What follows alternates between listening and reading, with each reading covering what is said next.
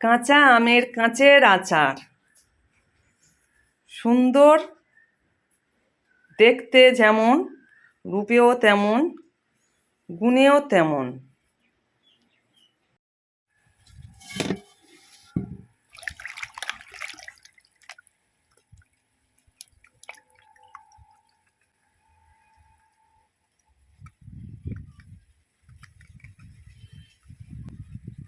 নমস্কার বন্ধুরা, সুন্দরবন ভিলেজ ব্লগে স্বাগত জানিয়ে আজ খুব সুন্দর একটা ভিডিও নিয়ে চলে আসলাম। এর আগের ভিডিওতে আমি দেখিয়েছি আম গাছ থেকে পেড়েছি কি সুন্দর করে, আপনারা দেখেছেন। সব আমগুলো ঘরে এনেছি, বাড়িতে এনে আমগুলো কেটেছি আর খোড়ার হলুদ জলের মধ্যে রেখেছিলাম। আজকের আমি দেখাচ্ছি খোড়ার হলুদ জলে থেকে আমগুলো ছেঁকে ছেঁকে তুলে নেব। আর এবারে একটা পরিষ্কার কাপড়ের মধ্যে দিয়ে আমগুলো খুব সুন্দর করে জলটা মুছে নেব। যেসব বন্ধুরা লাইকটা দেননি প্লিজ লাইকটা দিয়ে দিন। আর নতুন বন্ধু পুরাতন বন্ধু সবাইকে বুক ভরা ভালোবাসা জানিয়ে আমার ভিডিওটা এখানে শুরু করলাম। আপনারা কেমন আছেন? আশা করছি আপনারা খুব খুব ভালো আছেন। এই আমের আচারটা খুবই সুন্দর। একটা আমের আচার এক পিস হলে মানে জীবনটা আর কি ঠান্ডা হয়ে যায় খেতলে। এত ভালো লাগে, এত সুস্বাদু, খুব ভালো লাগে। আর একটু চিনিটা বেশি পরিমাণ লাগে এই আচারে। বন্ধুরা দেখুন, চিনির পরিমাণটা বেশি হলেও আমটা মানে আচারটা খেতে খুব সুন্দর, ব্যাপক, মানে খুব খুব খুব সুন্দর। আর পরিষ্কার কাপড় দিয়ে গায়ের জল একদমই আমি রাখবো না, খুব সুন্দর করে অনেকটাই টাইম নিয়েই পরিষ্কার করে নেব। আপনাদের হাতে টাইম না থাকলে অন্তত 1 থেকে 2 ঘন্টা রোদে দিতে পারেন। আমি রোদে দিলাম না, খুব সুন্দর করে পরিষ্কার করে গাটা মুছে নিয়েছি। নিয়ে এবারে দেখুন কোড়ার মধ্যে তুলে দেব এক এক করে।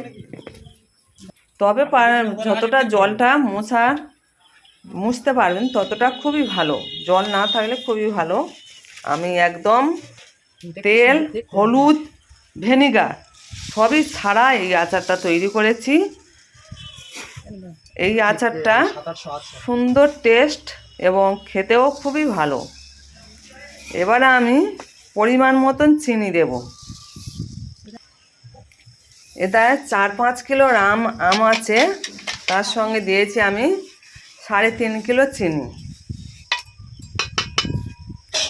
দিয়ে খুব সুন্দর 5 কিলো আমের মধ্যে 3.5 কিলো চিনি দিয়েছি। আর দিয়ে এবারে খুন্তি দিয়ে নেড়ে চেড়ে নেব। টক আম হলে আর একটু বেশি লাগবে, আর আপনারা যদি মিষ্টিটা বেশি খান আরও একটু বেশি দিতে পারেন। তবে আমি এরকম মিষ্টি দিয়েছি। খুব সুন্দর করে এবারে খুন্তি দিয়ে নাড়িয়ে নেব।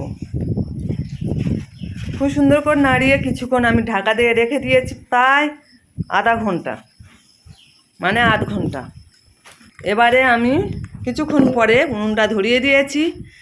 আর এখানে মশলার জন্য নিয়েছি লঙ্কাগুলো ভেজে নেব।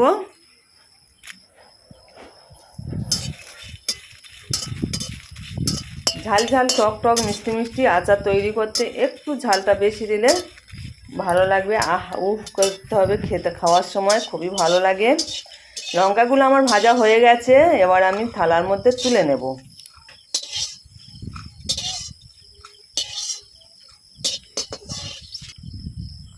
এখানে নিয়েছি মৌরি, সর্ষে আর ধনে কোটা প্রথমে দিয়ে দিলাম, দিয়ে একটু নাড়িয়ে নিয়ে আবার জিরে আর মৌরিগুলো একসঙ্গে দিয়ে দিলাম। ধনেটা একটু বড় শক্ত, একটু আগে দিলাম, দিয়ে নাড়িয়ে তারপরে জিরে আর মৌরি দিলাম। খুব সুন্দর করে নেড়ে চেড়ে ভেজে নিয়েছি। তবে বন্ধুরা খুব কড়া করে ভাজবো না, তাহলে চিৎকরি হয়ে যাবে। হালকা নেড়ে চেড়ে লাবিয়ে নিয়েছি। আর এবারে যে আমটা নাড়িয়ে ঢাকা দিয়েছিলাম, এবারে ঢাকনাটা খুলেছি দেখুন। তবে আপনারা চাইলেন আরও সময় বেশি রাখতে পারেন। আমি আধা ঘন্টা মতন রেখেছিলাম, তাই এই রস বেরিয়ে এসেছে দেখুন, জলের মতন। ওটা চিনি গুলে রস বেরিয়ে গেছে। এবারে একটুখানি নাড়িয়ে দিয়েই উনানে বসিয়ে দেব।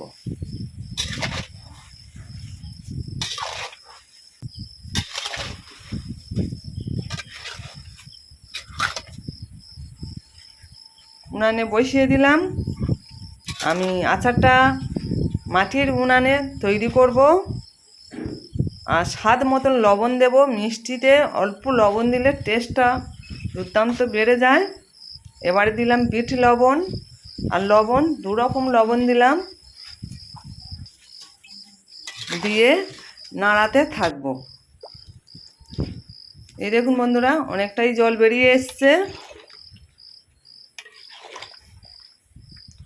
ততক্ষণে হতেই থাক, ততক্ষণে আমি শিলপাটায় মশলাগুলো খুব সুন্দর করে গুঁড়ো করে নেব। তবে একেবারে মিহি করব না, একটু ডেমা ডেমা রাখবো। গালে পড়লে মশলাগুলো খেতে ভালো লাগে, একটু ডেমা ডেমা রেখেছি।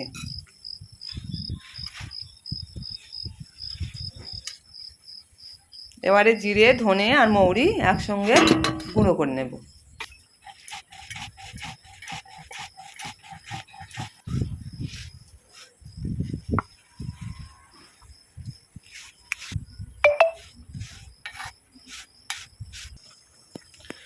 মশলাগুলো গুঁড়ো করা হয়ে গেছে। আর দেখুন এদিকে কি অবস্থা, কি সুন্দরভাবে ফুটে গেছে,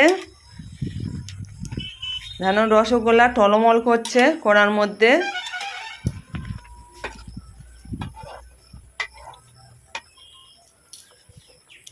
এবারে হালকা হাতে নাড়াতে হবে বন্ধুরা, নইলে আমগুলো সিদ্ধ হয়ে গেলে ঘেঁটে যেতে পারে।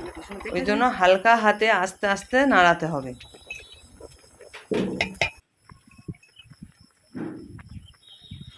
এই দেখুন গালাতে কেমন একটা মানে গাঁজা মতন নোংরা মতন লাগছে, ওইগুলো আমি খুন্তি দিয়ে দিয়ে তুলে দেব।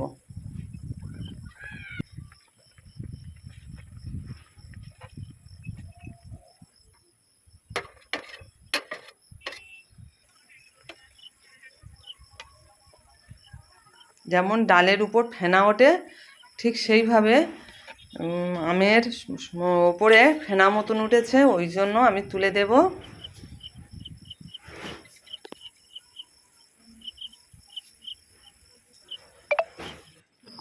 কিছুক্ষণ ফোটানোর পরে কালারটা চেঞ্জ হয়ে গেছে, দারুণ দেখতেও লাগছে, সুন্দর, খুব ভালো লাগছে।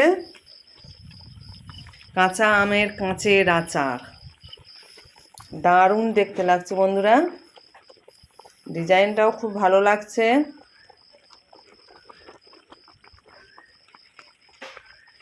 এই সময় খুব হালকা হাতে আস্তে আস্তে নাড়াতে হবে, নইলে আমগুলো ভেঙে যাবে।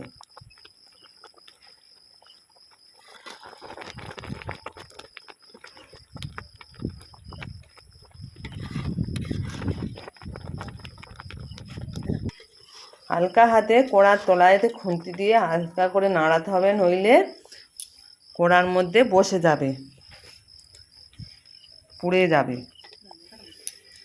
এবারে যে মশলাটা গুঁড়ো করলাম সেই মশলাটা আমি উপর থেকে দিয়ে দেব।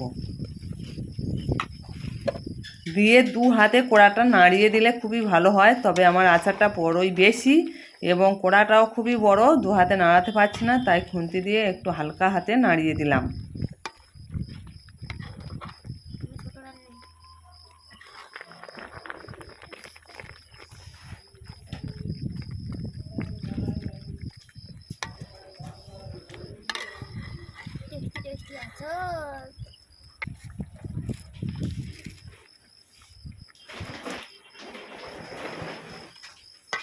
খুব সুন্দর হয়ে গেছে বন্ধুরা। এরকম রস থাকতে আমি নামিয়ে নিলাম। আপনারা চাইলে ভিনিগার দিতে পারেন। আমি একটু গায়ে আঠালো আঠালো ভাব, কাঁচের মতন ভাব আনবো বলে ভিনিগার আর দিলাম না। আপনারা চাইলেন ভিনিগার দিতে পারেন। আর ভিনিগারটা দিলে গায়ের একটু ঢোলা ঢোলা থাকবে এবং অনেক দিন থাকবে আচারটা। তবে আমাদের বাড়ি থেকে আচার খায় প্রচুর, তা ওই জন্য আমি ভিনিগার আর ব্যবহার করলাম না। এই দেখুন আচারের পরিস্থিতি এখন খুব সুন্দর দেখতে লাগছে আর একদম পঞ্চের মতন কাঁচা আমের পঞ্চ খাচ্ছে। দেখলেই জিভে আসবে জল, না খেলে হয় মন উতলা। এতক্ষণ ধরে ধৈর্য সহকার যারা দেখছিলেন প্লিজ লাইকটা দিয়ে দিও। নতুন বন্ধুরা সবাই সাবস্ক্রাইব করে আমার পাশে থাকবে। পুরাতন বন্ধুদের সবাইকে অনেক অনেক ভালোবাসা। এবারে আচারগুলো আমি একটা কাঁচের জার নিয়েছি, কাঁচের জারের মধ্যে তুলে নেব। আপনারা এতক্ষণ ধরে ধৈর্য সহকারে যেসব বন্ধুরা আমার ভিডিওটা দেখেছেন সবাইকে বলছি আন্তরিক শুভেচ্ছা, অভিনন্দন, ভালোবাসা জানাই। আর এই গরমের সময় এরকম আমের আচার তৈরি করে বাড়িতে রাখবেন, সারা বছর ধরে খেতে পারবেন। আপনারা চাইলে ভিনেগারটাও দিতে পারেন, আর সারা বছর তাহলে থাকবে। কিন্তু আমার কাছে আচারটা সারা বছর থাকবে না, বাড়িতে খেয়ে নেবে, ওই জন্য ভিনেগারটা ব্যবহার করে নিই।